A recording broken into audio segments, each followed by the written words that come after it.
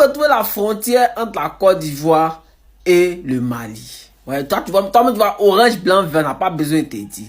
Donc là, si on veut bien comprendre, c'est que la frontière est fermée. Si on doit bien comprendre, la frontière est fermée comme ça. Donc c'est qu'elles sont ouvertes là, on soulève juste le truc seulement. Ah d'accord, je vois. Ah, je vois. On peut pas construire un bâtiment là. On continue, famille.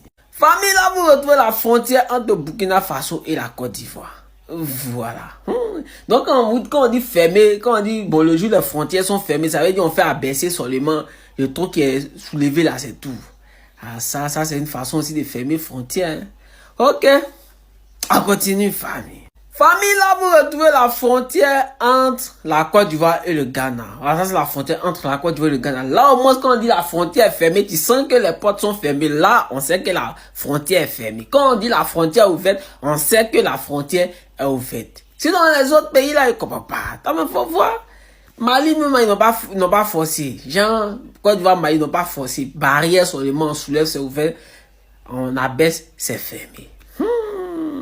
Ok, on a compris. On continue, famille. Famille, là, vous retrouvez la frontière entre la Côte d'Ivoire et le Libéria. Voilà, les bacs. Ça, c'est bacs pour transporter les camions pour aller au Libéria comme ça. Voilà. Donc, je ne comprends pas. Le jour où la frontière est fermée, ça se passe comment? Parce que c'est l'eau qui sépare. Donc, quand on dit la frontière, le jour que la frontière se ferme entre Côte d'Ivoire et Libéria, ça va se passer comment? Genre, un bac là va plus circuler ou bien c'est quoi? Peut-être que c'est ça. Peut-être que quand la frontière est fermée, c'est que le bac là ne circule plus. Peut-être c'est une façon de dire que la frontière est fermée. Mais bon, d'accord. Et tu es fâché, tu nages pour aller au Libéria. Tu peux nager même pour venir en Côte d'Ivoire. On continue, famille. Maintenant, famille, là, vous retrouvez la frontière entre la Guinée et la Côte d'Ivoire. Ouais, ils ont fait ça en pont. Les gens, ils ont investi dans la frontière. Toi-même, faut voir. Mais le truc aussi, le jour que la frontière se ferme, c'est comment? Le pont disparaît ou bien maintenant, le pont disparaît quand la frontière est fermée et puis ça réapparaît quand la frontière est ouverte ou bien c'est comment? Ou bien c'est barrière seulement. Bon, peut-être que arrivant au moment, il y a porte aussi, on ne sait pas.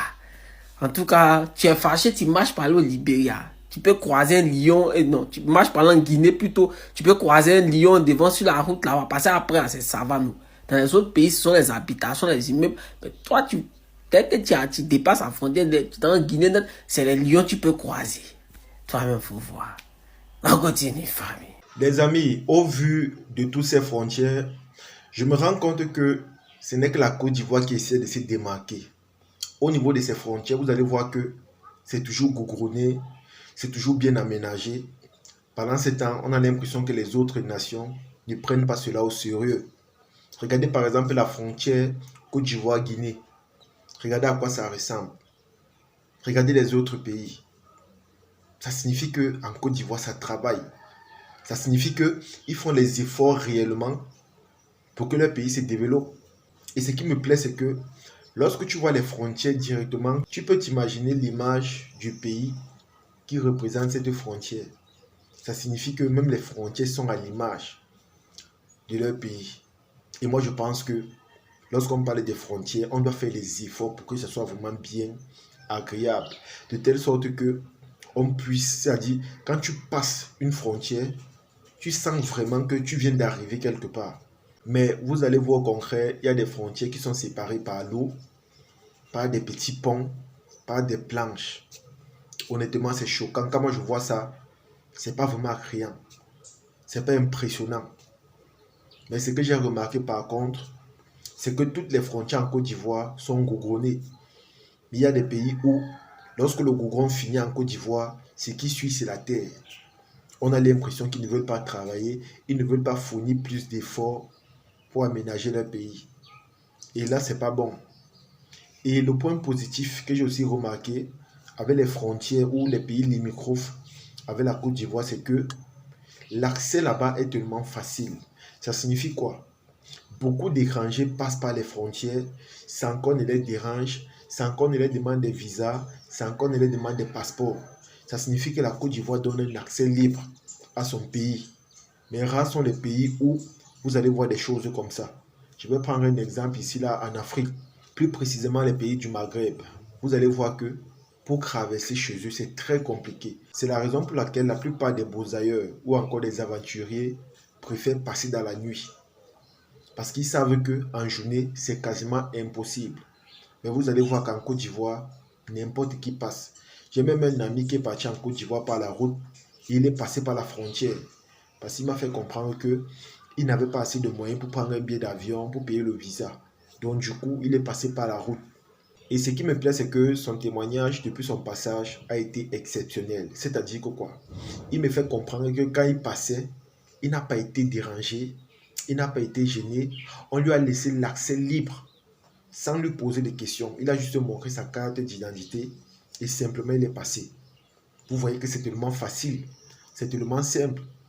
Et c'est la raison pour laquelle les terres ivoiriennes accueillent sur leur territoire plus de 8 millions d'immigrés.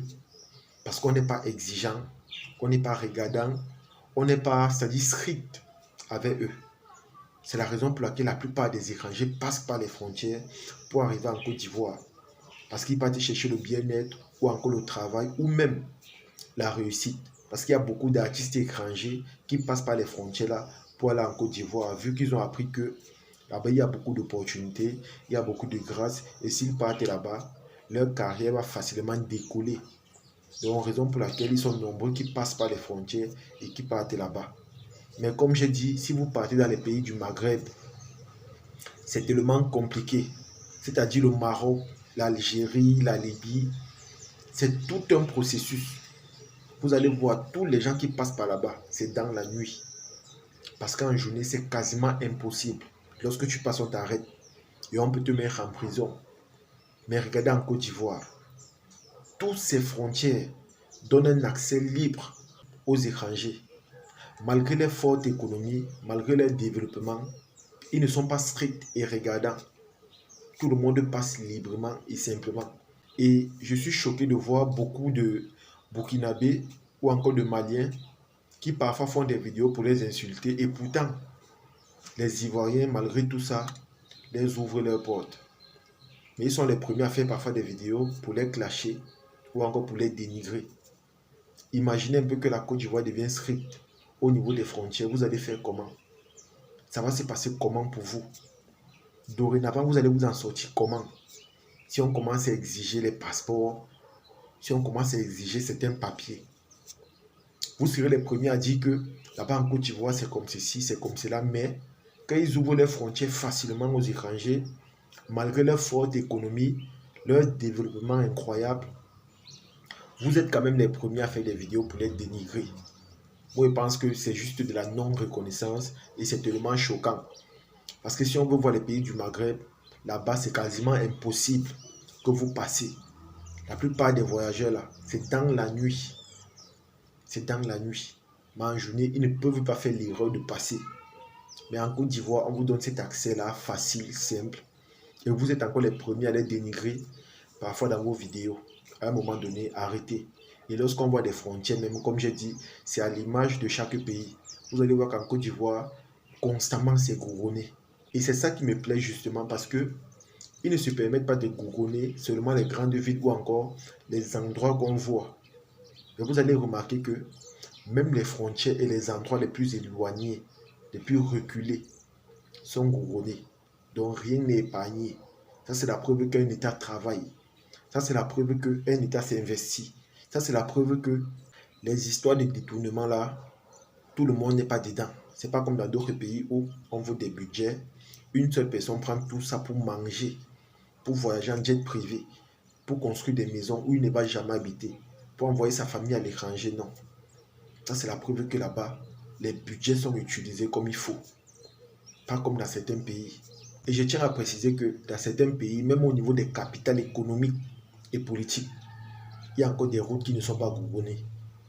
Mais en Côte d'Ivoire, on a gouverné toutes les grandes villes, jusqu'au niveau des frontières. Vous allez voir, c'est beau, c'est agréable, c'est attrayant. Et c'est la raison pour laquelle, une fois de plus, moi je vais vous dire, je sais que vous n'aimez pas entendre la vérité, mais je vais vous dire, prenez exemple sur la Côte d'Ivoire. Parce que ce qu'ils font, c'est surprenant et c'est encourageant. Prenez exemple sur eux. Faites des efforts pour atteindre les niveaux.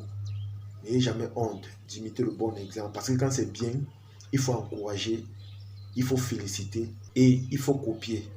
C'est de ça qu'il s'agit. En tout cas, les amis, c'est ici que se termine la vidéo. J'espère que vous avez aimé, j'espère que vous avez apprécié. Comme j'ai dit, si vous avez remarqué comme moi, toutes les frontières de la Côte d'Ivoire sont goudronnées, sont bien aménagées. Ça, c'est la preuve qu'un pays se développe, un pays travaille. Et chaque frontière, honnêtement, est à l'image de son pays. Donc, essayons de copier cet exemple-là où les autres essaient de se démarquer ou encore de fournir des efforts pour que le pays soit construit du début jusqu'à la fin. C'est-à-dire, pas seulement dans les endroits qu'on connaît, mais aussi dans les endroits les plus reculés ou encore les plus éloignés. C'est de ça qu'il s'agit. En tout cas, partagez la vidéo au maximum et on se dit à la prochaine. Ciao.